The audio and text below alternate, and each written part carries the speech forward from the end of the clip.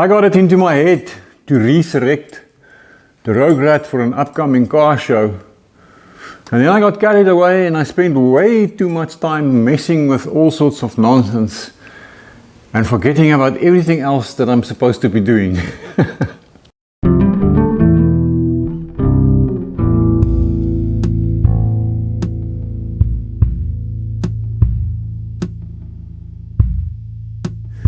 So before I show you around, so you could see what I've been busy with, let me just take you back so that you can see what she used to look like.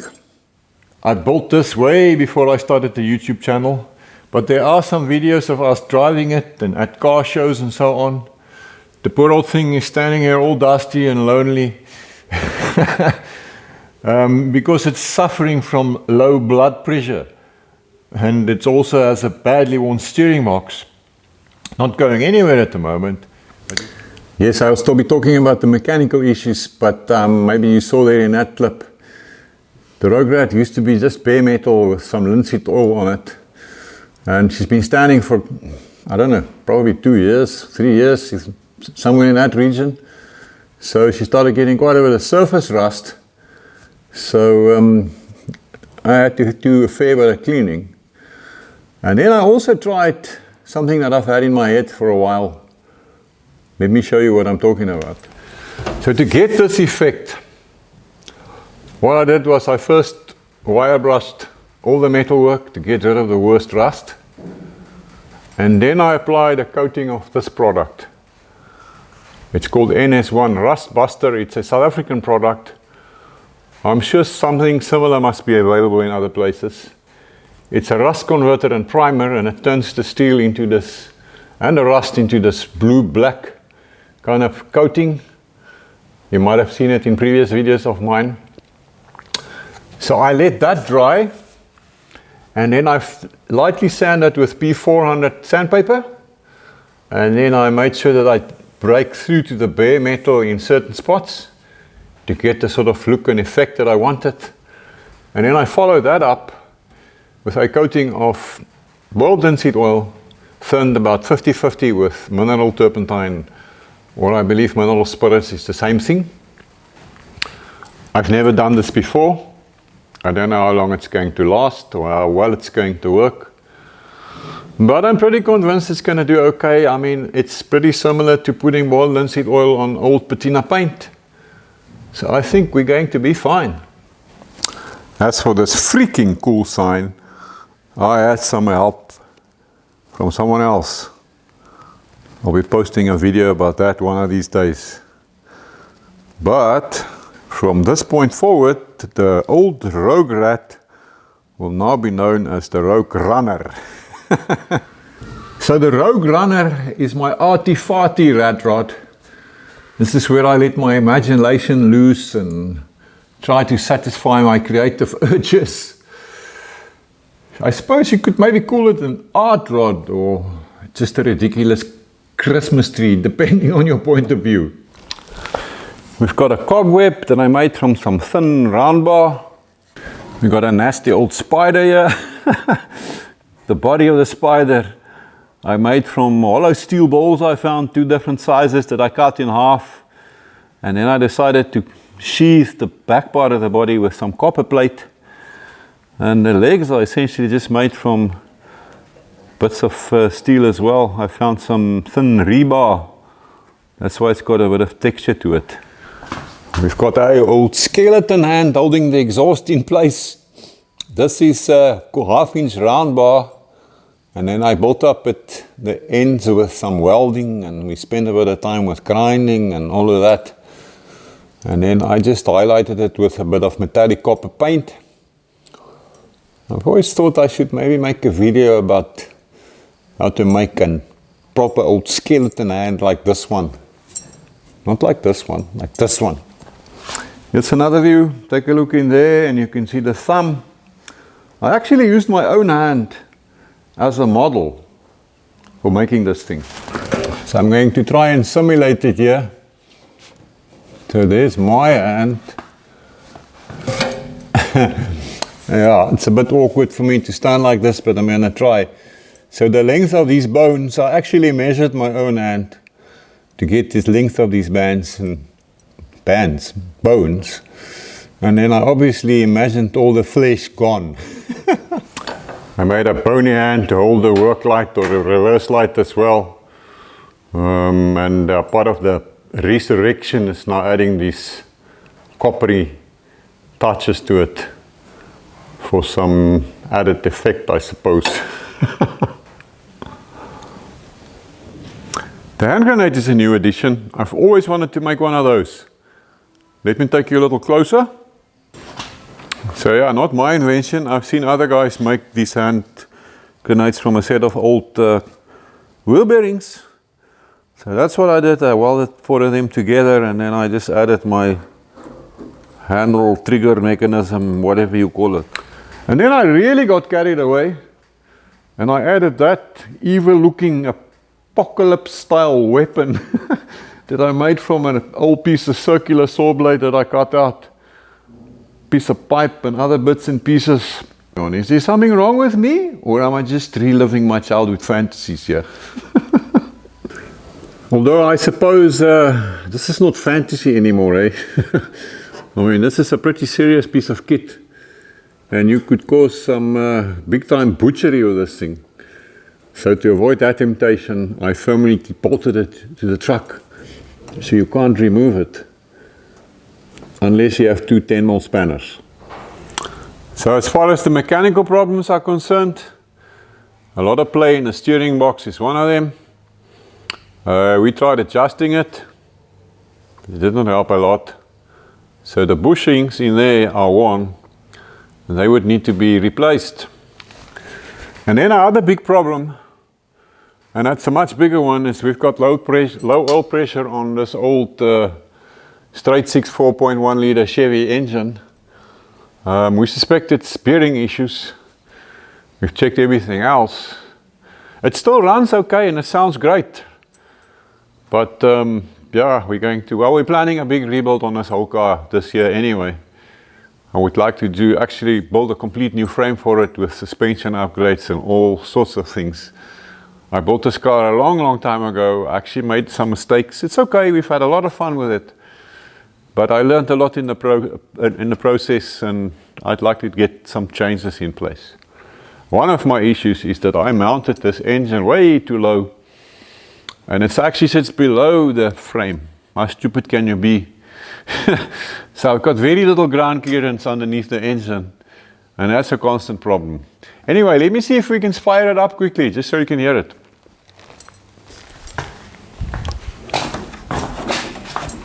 Let's see.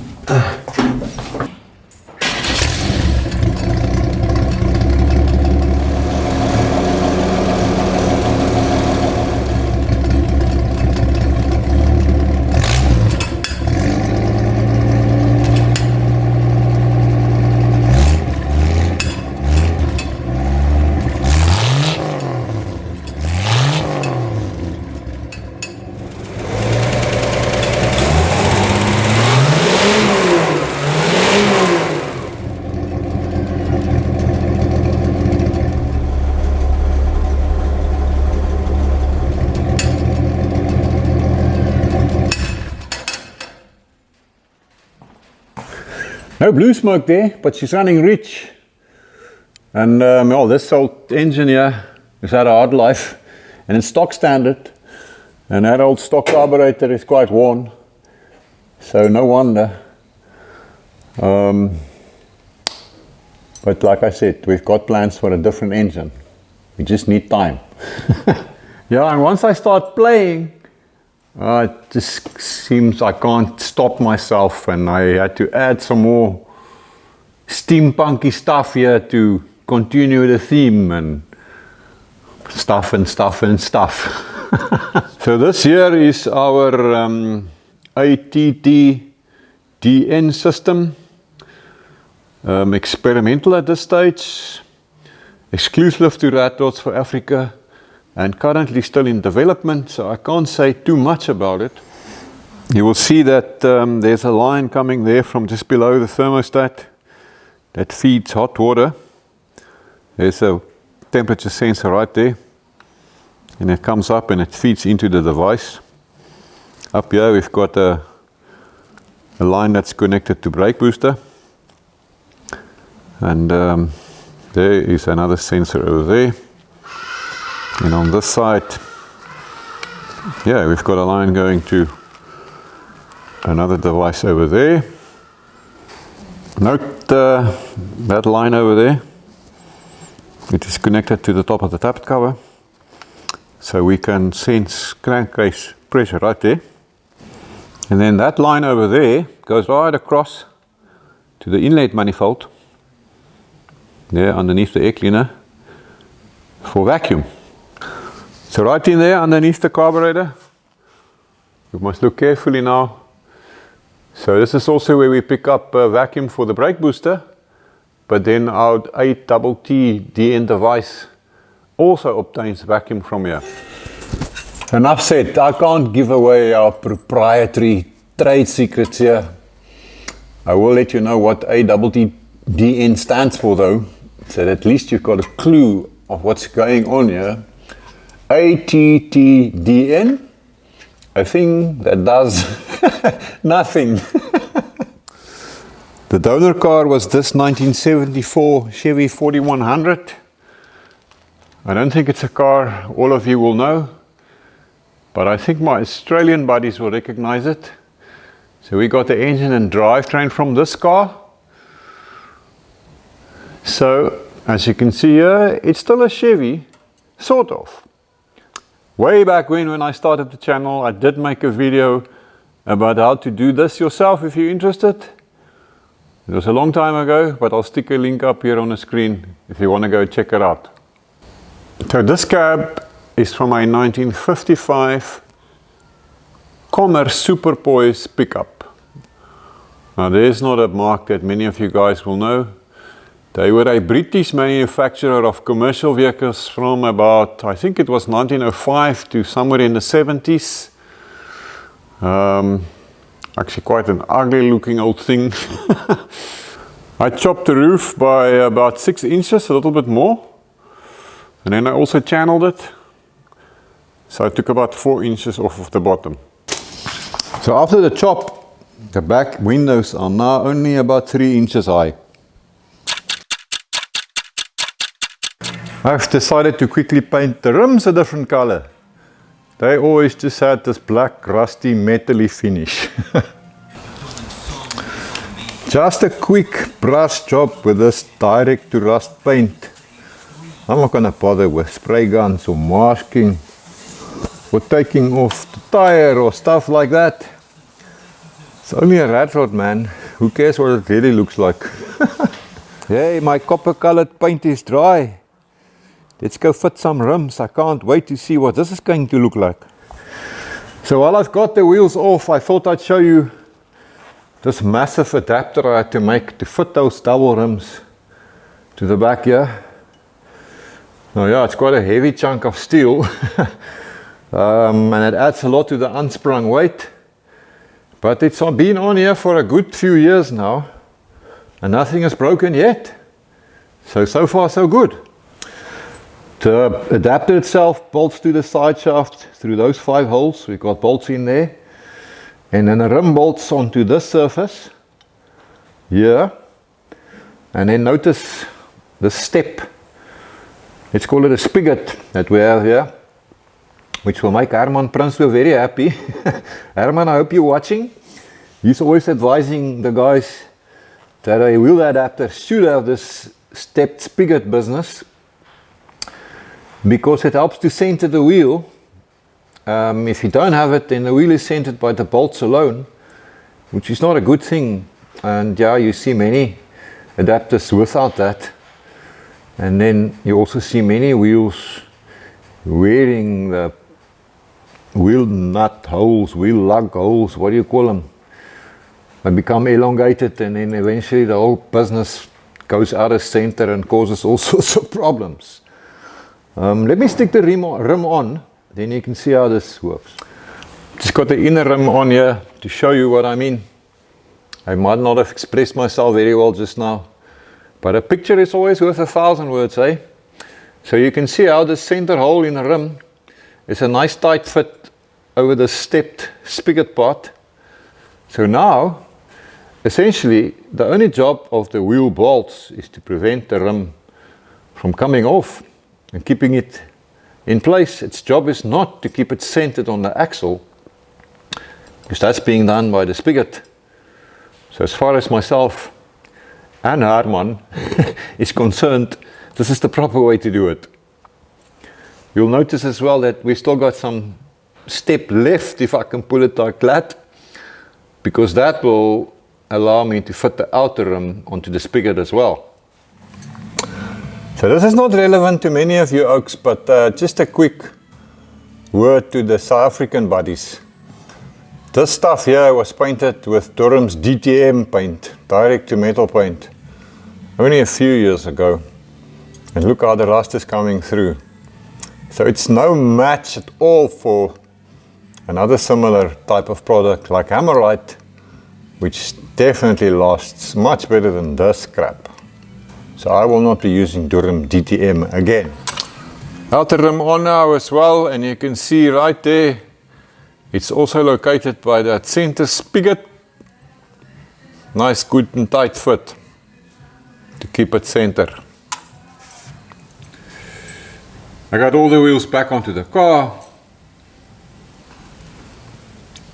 and I like it. I think it's a refreshing change from what it used to be. Well, rat rods are never finished, eh? I've decided to highlight these stitches. So I've sprayed a bit of metallic copper Rust-Oleum into the cap, and I'm just going to highlight these stitches. I think it will look quite cool. Yeah, I'm an expert at dreaming up work for myself, but this is fun, and I think it's going to be looking freaking awesome.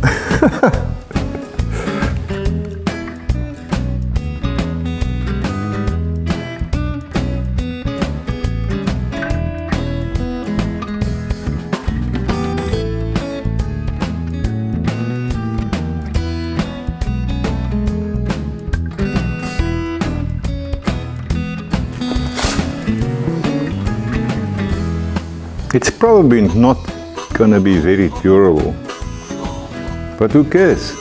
The worst that can happen is that it will come off. And there are no rules, so it doesn't matter.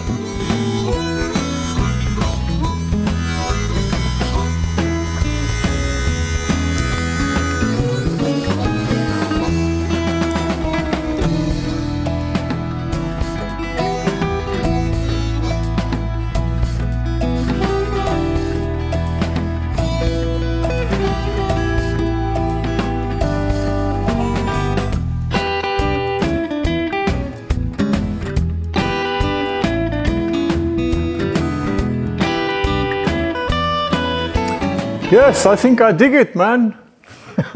Is that even a word people still use? I guess it shows my age, but I don't care. I think it looks kiefboet. Now there's another South African slang word that I don't think the youngsters of today fail us anymore. The Gen Zs or Gen Alphas or Gen Xs, or I don't know what if they call themselves. I can't keep track with these things anymore. But the old school surfers and other similar OGs will definitely know what kiff means. Kiff, K-I-F-F or K-I-E-F would be a South African way of spelling it as well. It just means the same as cool. So you can, instead of saying it's a cool car, you can say it's a kiff car or a kiff car boot.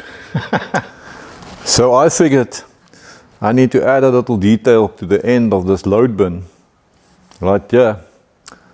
So I came up with this pointy thing that's gonna go in there, something like that. Now I still have to make one for the other side.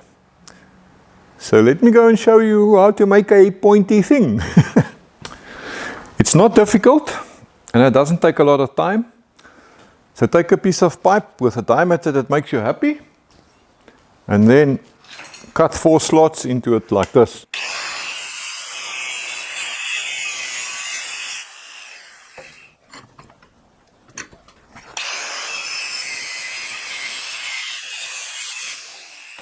So I've basically cut it into 4 quarters, and the deeper you make your cut, the more tapered your pointy bit will be.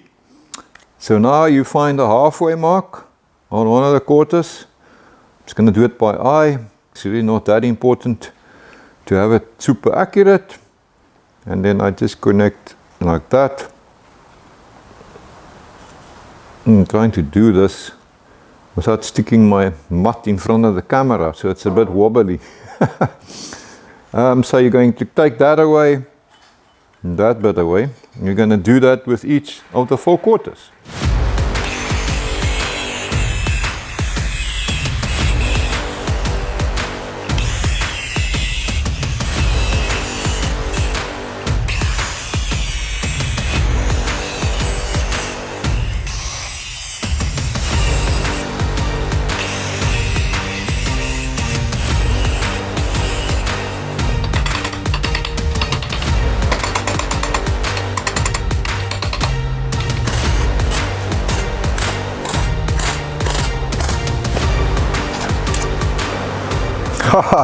Yes, you heard me burning a hole there.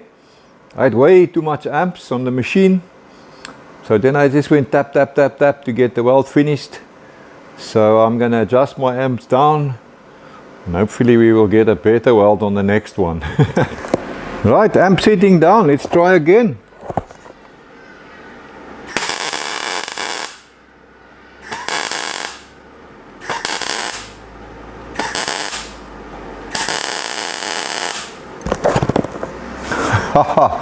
Still too high, but it doesn't really matter. We'll just finish it the tap-tappy way. Right, it's together in a fashion, and I can congratulate myself for having the guts to put this on YouTube. Because whenever you put any kind of welding on any social media platform, you will get all the welding experts in the whole wide world telling you what is wrong with it and how to do it, etc. But I really don't care. This is just a decorative piece, and we're going to make it pretty with a weld blender anyway. Like so. So who cares about times and penetration and undercuts and amp settings and all of that clever stuff now? This is something that's just going to sit there and look pretty, hopefully.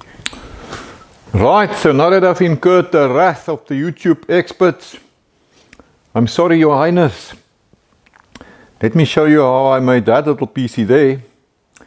So I'm using the cutout from a hole saw, this one right here, and I'm going to drill a hole in it.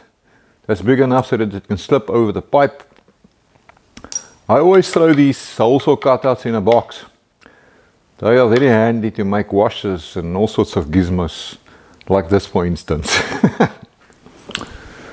So drilling a hole in a disc like this is a dicey affair. So very firmly clamped in the vise. We're going to use the step drill and a very firm grip on the machine, and let common sense prevail.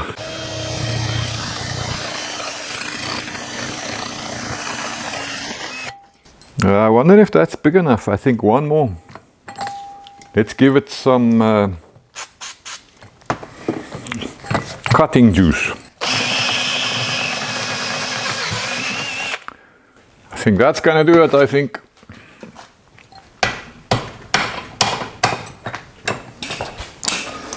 Yep, it goes over. So I'm going to weld that on now, and I won't punish your eyes with more flashes. Like so.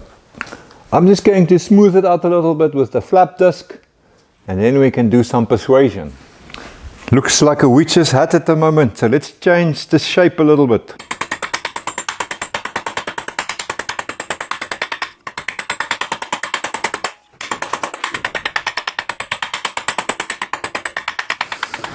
Oh man, now this hat analogy is stuck in my head and it still looks like a hat.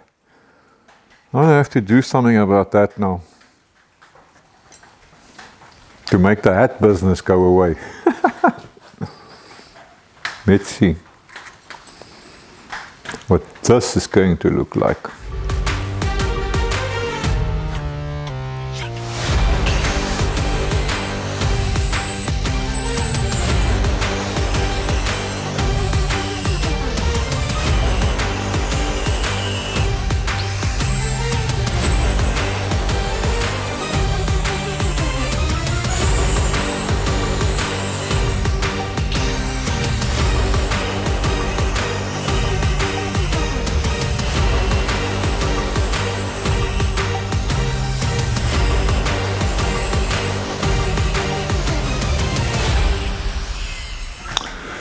Okay, well, if nothing else, I don't see a hat anymore.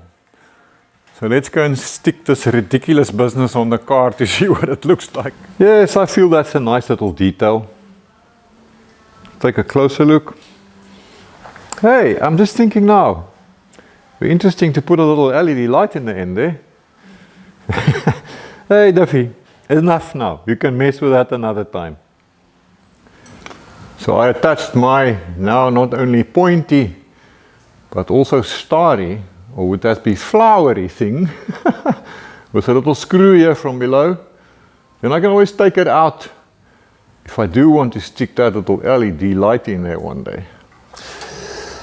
Yeah, I figured a spot of the old metallic coppery paint will be the final touch here to blend in with the other copper accents. Well then, for better or for worse, there it is. As for the interior, the only thing I did was to give that same treatment to my bomber seats. And I think that looks quite nice. The rest of the interior is pretty bland, and I really haven't done much else in there.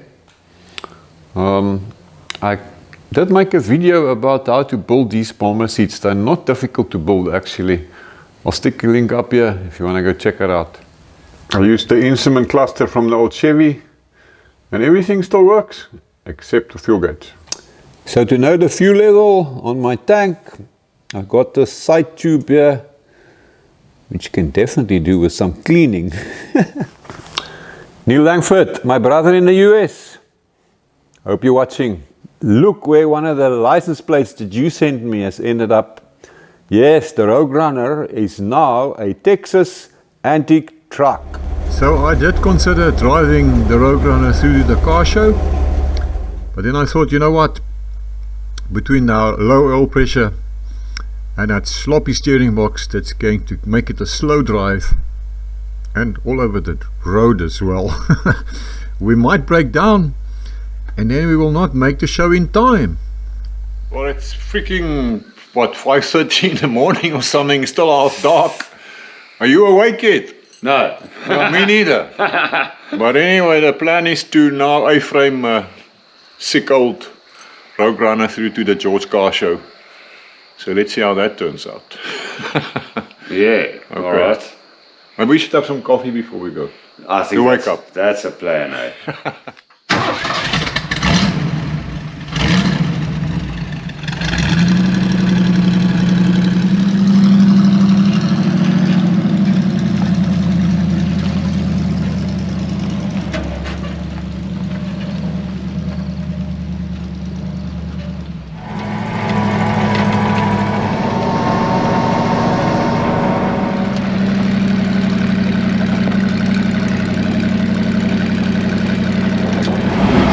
We've got our trusty barefoot mechanic at the wheel again. Basically, so I can operate the camera, but I also trust him, he's a good driver. Thank you, sir. Even if it overtakes on solid lines. My speciality. But like he told me, it ain't no brick wall.